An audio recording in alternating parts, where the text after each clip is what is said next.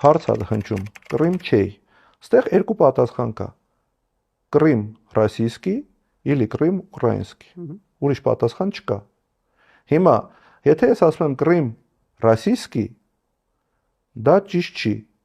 Ասում եմ Կրիմ ուկրաինսկի, էլի ճիշտ չի։ Ես, չգիտեմ,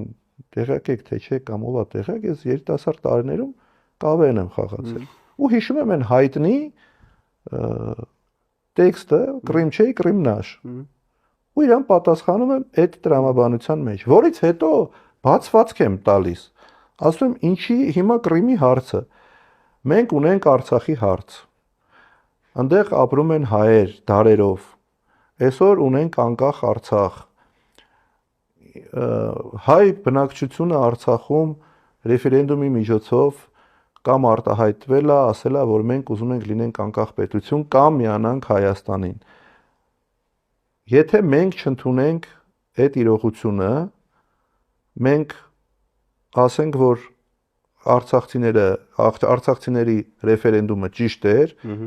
Կրիմի ապրող ժողովրդինը սխալ էր, այսինքն մենք չենք կարա, չէ՞, ասենք, որ Արցախը հայկական է։ Ես այդ կոնտեքստում եմ խոսացել։ Հիմա կտրել են այս մի հատվածը ու սկսել են տարածել։